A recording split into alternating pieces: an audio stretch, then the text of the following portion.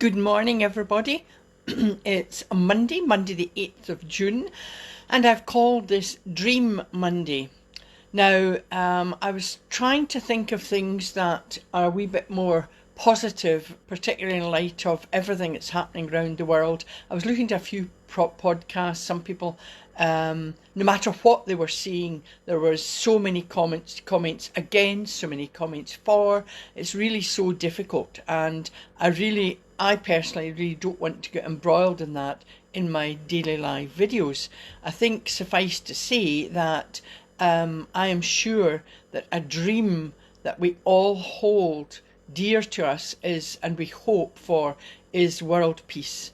I mean, I think that's what we should affirm as a group. Things can really happen if we all club together and just pray for world peace. It doesn't matter what culture, what colour, or anything. I think we all would love world peace. Anyway, I've called today Dream Monday because I wanted to talk about dreams, because many people are also experiencing amazing dreams during this pandemic. Some are vivid and inspiring, and others seem more like nightmares. Well, my dreams have been vivid, but I wouldn't say they fall into the category of nightmares. I'm not an expert on interpretation of dreams, but I do think that considering your dreams can help you focus on what vision you have for the future. And I've discussed the importance of kind of not losing sight of your vision in life, despite all the knocks and the challenges that you're faced with. I do hope that you all who've been listening to me, to my chats, have made your aspiration or your inspiration board or your dream board, call it what you like, your bucket list. If you haven't, please start now, because that's where you can look at it every day and know where you want to be in the future. Now, I wrote my 7 Attributes book, in which I talked about creating good habits and using my ABC. And of course, I believe that we all have 7 attributes. We don't all use them to the best of our ability. But today, to talk about where you're going to take, where you're going to go for your future and your dream, I'm going to chat today about 7 bad habits that you must stop if you want to achieve your dreams. I bet, like many of you, you've got self-help books probably lining your shelves. You might read them once or a bit of them, and then they're left on the shelf. Yeah, well, that's in a sense, that's okay, because when I wrote my book, I kind of wanted it to give people like a friend on the shoulder so that they could open it as and when they needed it. And some people have asked me, how do you do this? And I say, well, it's called stichomancy. Now, stichomancy just means randomly selecting lines or passages from a book. So what you do is you take the book and you flick through the pages, just hold it and flick through the pages. And when you feel you want to stop, then stop, and you will find something. Believe me, you will find something you need to read. In fact, I've got a wee story here. Many years ago, a friend came up from London and she was moving jobs, or were hoping to, and she said, look, I've got to go through this psychometric testing, and I've not done that. I think at all, actually. She'd never done one. So we went off into town, into Glasgow, and we went to Waterstones, and I said to her, what I want you to do is just walk around the store. Any floor, doesn't matter. We'll separate, and just whatever catches your eye, a book that catches your eye, pick it up. And that will be the book you need to read. So we met in the coffee shop later, and she was so excited. She came down and she said, look. And there was a book on psychometric tests. Now, in that store, thousands of books. That is what she found. Now, there's no probably scientific research on this, so there's no scientific answer to why this happens. I love doing these things. I love books, and in fact I could spend my days in books. There's some beautiful libraries around the world, and They're just amazing, and I can sit for hours, bookshops, book libraries, and I often just sit and ponder, and then I cast my eyes over some books round about me, and I think, oh, that one's caught my eye. It doesn't matter what the title is. And I open it and do this stichomancy. I just kind of flick through the book, and it opens at something I need to read and need to learn about. I mean, I've done this for years, even when I was quite young. Don't know why, nobody taught me to do it. It was kind of something I did. So before you start making, you obviously, again, you've got to write down or have your aspiration board, your inspiration board, call it what you will. I've got my dream board, it's on the wall here behind my desk. And I can look at it all the time and think, right, what's on my bucket list? And it gets you all excited. You think, right, I've done that, but I've still got this to do. So don't take things necessarily off your aspiration board, because if you love somewhere, you'll maybe want to visit it again. So it's kind of never discarded. You could maybe make it bigger. But before starting to kind of do your list, maybe from your aspiration board, you should stop doing certain things. And these are kind of the 7 bad habits. I was just thinking, actually, I know it seems years ago now, New Year. Did anybody make a New Year's resolution? And we all probably do. We've got the best of intentions and we think, right, we'll set down what I'm going to do this year. And did you make any, first of all? Not only that, did you make them, and did you succeed in fulfilling them? Did you actually drop them? Did you just forget them and decide it was all too much? Well, some of you might have written out a list or a plan on how to achieve your dreams or your resolutions or your dreams or where you want to go in the future. The problem is you need to identify what is holding you back. And these are your bad habits. Habits, bad or good, are the routine things that you do consciously or unconsciously. So how do you get rid of the bad habits? Right. The first thing you do is you need to stop procrastinating. Now, I've got a cheek to talk about this. I'm probably one of the world's best procrastinators. In fact, I wrote a blog a few months or years ago, actually, on positive procrastination, because so many people were saying to me, oh, I wanted to do that, but I didn't. And I said, did you get anything done today? And they'd go, oh, yes. I said, well, just praise yourself for what you have done. So in a sense, don't beat yourself up if you've kind of not covered everything you were going to do. And I think one of the reasons we do that is we tend to make a list that is just not realistic. There's another problem. I think when you look at this long list, it just all seems too much, and you decide, oh, well, I'll just wait for another time.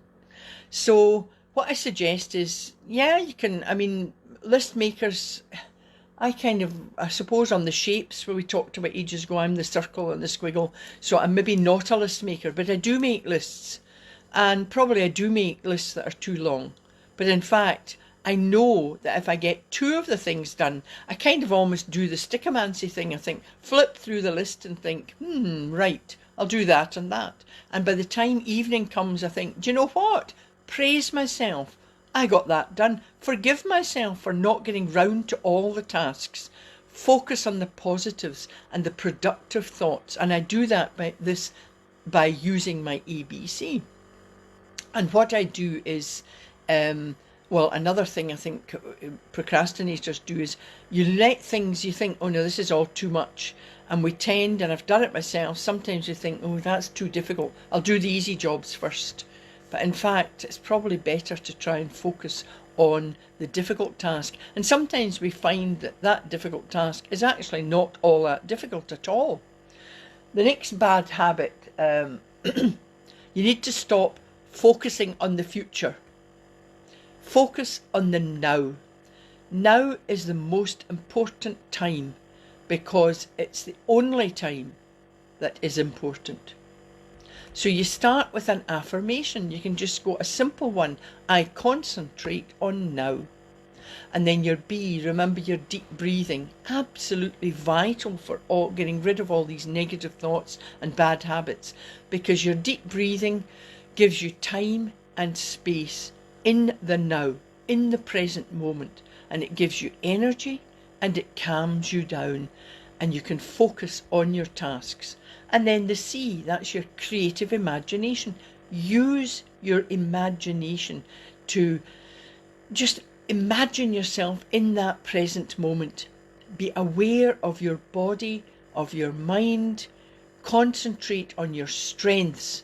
And another affirmation, of course, while you're doing that is, I am strong. I let go of negative thoughts. I let go of challenges. And I'm able to turn challenges into opportunities.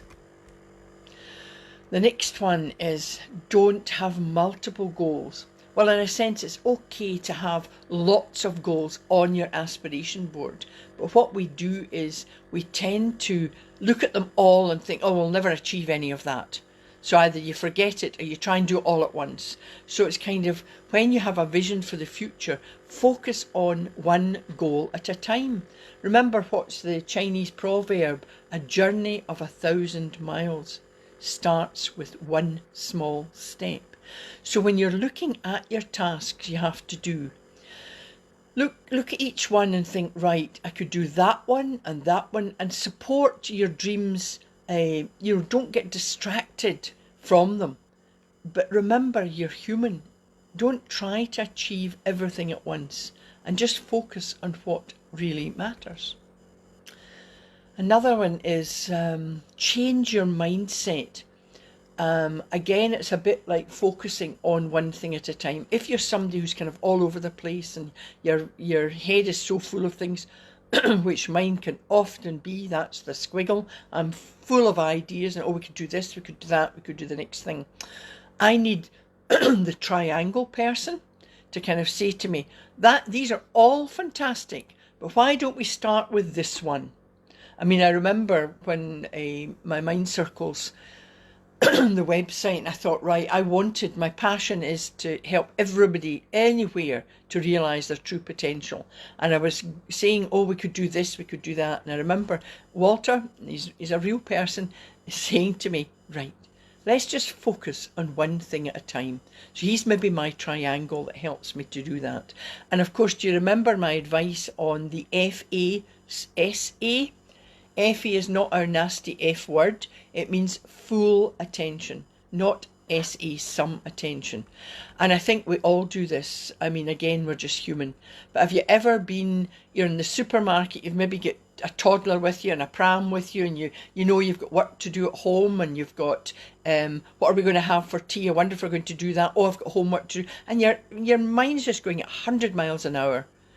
That's some attention. That's just, you're all over the place. So sometimes I say to people, even if you're washing dishes, you should actually just focus on that, and it gives you time and space. Think of the soap suds, just think of washing each plate or whatever. I am a dishwasher, I don't have a dishwasher, but you know, whatever job you're doing, and I think it's particularly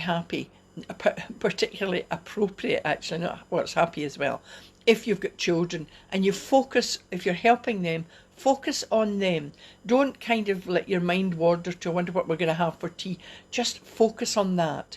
There's one, I love watching her. She was actually a student that I had many years ago, now a mum, and she does amazing things with her wee boy, and he puts me to shame, actually. I think, oh, she just takes time to do things with her child, and it's wonderful. So just taking time, FA, full attention on whatever you're doing. The other one is close to my heart, and it's stop trying to be perfect. I've talked about this in previous videos, my live videos. I am a perfectionist, and it can lead to me holding me back. It holds me back, and I've tried to learn to say enough is enough, but it's very difficult. So if you're excuse me, writing a book, writing an article, writing things down, and I think, oh no, that's not good enough, and I rewrite it. I'm fortunate now that I have trusted colleagues. I've got a copy editor who looks at my books and my manuscripts, and is fabulous. He's able to see, that's it, leave well alone. I mean, sometimes I think when you want to be perfect in everything, you actually never even start. That's the problem. And wanting to be perfect also, I think you're afraid that you won't do things well enough. You're afraid of rejection. In fact, a story there, I've said it before, that on my journey to getting Mind Circles out there, and I still am, you put something out on the web, it's open for everybody to see, and that means that you'll always have somebody criticising it, and nobody likes criticism. Now, it's understandable if it's constructive, and I don't like criticism of any kind, but if it is constructive, I'll try and take it on board. Now, if it's changing my whole website, I have got material things to think about. What will that cost, etc. But I think it's just you have to get it out there. And I think another thing I had was Walter helped me with. I remember saying to him when it was the first online program that I'd done, I said, "Oh, what if we've got thousands of people wanting to go on the program and there's just me?" He said, "Well, let's cross that bridge when we come to it." So it's interesting that we can be afraid of failure, but we can also be afraid of success. So what should you do? And I revert to my ABC. I go, right, I do the best I can with the tools I have to hand. And that's particularly important with parents. And it kind of came to mind, particularly when I was writing the book about losing my son. And I think as a parent, certainly as a mum, I look back on what if, should I have done that, what should I do? And parents, when I see them or they contact me and say, I'm just an awful parent, I don't know what I'm doing, we've got to remind ourselves that there's no university for parenthood. That if you're doing your best, then you have to say to yourself, I'm doing the best I can with the tools I have to hand. And that's all anyone can ever do. And of course, be breathing. This brings you into the present moment. Again, it gives you time and space to focus on what you need to do. Now, it always sounds as if it's really long, but in fact, when you're getting worked up, panicky, anxiety, anything at all, and I talked about it before at the O.J. Simpson trial, the prosecutor was getting really worked up. And what did the judge say to her? Take 3 deep breaths. So that's all it takes. And you'll find that if you take a deep breath in through the nose, remember the diaphragmatic breathing? If you've done yoga or any kind of exercise, elocution, singing, you'll know what to do. That energizes you but calms you. And it oxygenates, it brings oxygen into the bloodstream. It allows you also to be creative, and you can enjoy then what you're doing. And then of course you do your C. You can have your creative imagination to imagine light at the end of the tunnel and imagine your perfectly finished project. The penultimate one, bad habit. There's probably lots of them, but I've focused on 7 today. The next one is stop overthinking. My goodness, I think probably we all overthink. It's when you overthink, you will find problems that aren't even there. Once you've made a plan, made your list, stop rethinking and replanning it all the time, changing the order of it. Of course, remember we talked about resilience last week. When you're resilient, and we know that changes happen, and when you're resilient, you learn to adapt to these changes. So you're not constantly changing your plan. You're being able to be flexible enough and adapt it to the situation. And of course, you learn to be creative when changes happen. Successful people, they tend to be creative. If they've got an idea, they do something about it. So lots of us have ideas. In fact, I remember when I was writing my book, and I was so excited about getting my first book published. And it was interesting that some people, not everybody, but they were quite quick to deflate you and say, oh, I could have, my drivers on my computer, I could have done that as well. And I used to kind of hold back a bit. And eventually I started just saying, well, why didn't you?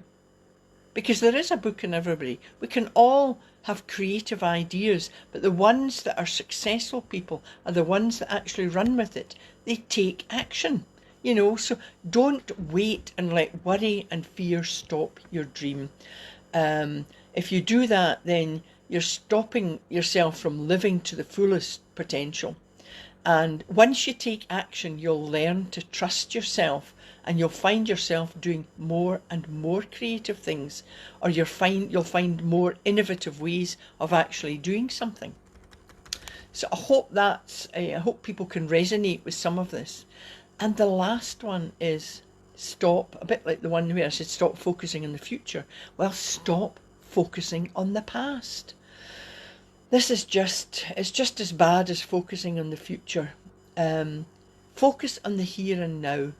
The thing you want to do about the past is learn from it. Remember, there's a wee poem. Yesterday is history. Tomorrow is a mystery. Today is a gift. That's why it's called the present. So when you focus on the past, you just hold yourself back, and you need to forgive yourself and others. That doesn't mean forgetting, but when you stop focusing on the past, you free yourself to move forward more positively and successfully. And you can do this again using the ABC. And you learn, you grow, you find yourself, that you find your own kind of worth and value, and you know you can achieve your dreams. So the message kind of today is you've got 7 attributes, use them. And of course I haven't talked obviously over the videos on all the attributes, but I'm hoping to kind of do maybe an online, maybe a weekly thing on each of the attributes and help people, because I've got booklets on it as well that you can buy, but I'm going to try and do a live video on it. And now you know you've got 7 bad habits, maybe more, but let's just stick to 7's enough to think about. Stop them now. Now I'm really excited about my books, and I have a radio interview coming up on Saturday. I will put a post up about that. It's what's on my plate. It's like a desert island disc. So I'm looking forward to that. And I thought we'd do today's ABC together. Now your affirmation today could be as simple as today is a gift. Breathe. Take a deep breath in through the nose. Hold and then exhale. And that you're giving yourself time and space. And then creative imagery, you see. Now you can go away and think about this. Give yourself time, just a couple of minutes or so. Imagine yourself achieving your dreams, or the first thing on your list, whatever is important to you perhaps today. So today's Mind Bite, the Mind Bites meditation, I thought we'd do, which would, it helps you focus and concentrate. And the one I'm going to do again is, I think, the floating clouds. Now I've noticed that we've got a blue sky and there's some clouds. It's interesting that I could just get lost in that just now watching them. They're slowly moving, not a lot of wind, but so I thought we'd do the floating clouds one. So again, sitting comfortably, your shoulders back. You want to feel confident but relaxed. And if you close your eyes, now this one, the floating clouds will increase your positivity, and you can look to the future, look to your dreams with positivity. And it's very important just now not to watch the news every minute of every day. You will be overwhelmed. I can get overwhelmed, and you can find yourself in floods of tears over things that you can't do a lot about, but you can help in ways to help yourself stay positive. So this is very effective when you want to focus and you want to move forward with a positive attitude and mind. So if we have our feet on the ground, grounded again, wonderful if you can be out in nature, of course, doing this. But if you close your eyes and then take a deep breath in through the nose, hold, and then exhale through the mouth.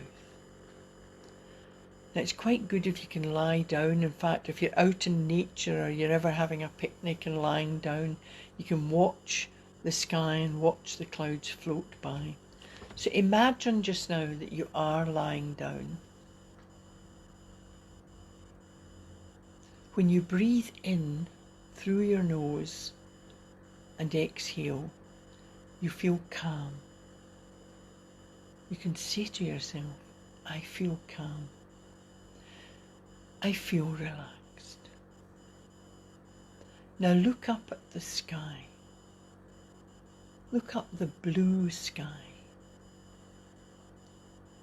Soft white clouds are slowly floating by. You feel as if you can touch them, changing shape.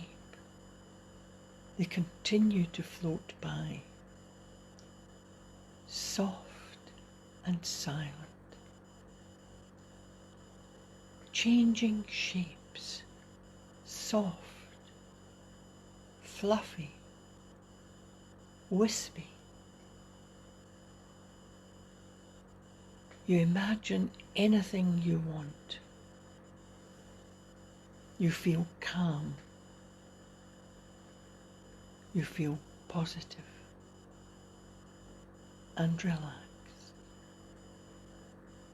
Now take a deep breath in through your nose and hold, and then exhale. Take another deep breath in through your nose, hold, and as you exhale, you can open your eyes, and then you can say to yourself, I feel relaxed. I feel confident. I know I can move forward with a positive attitude and mind.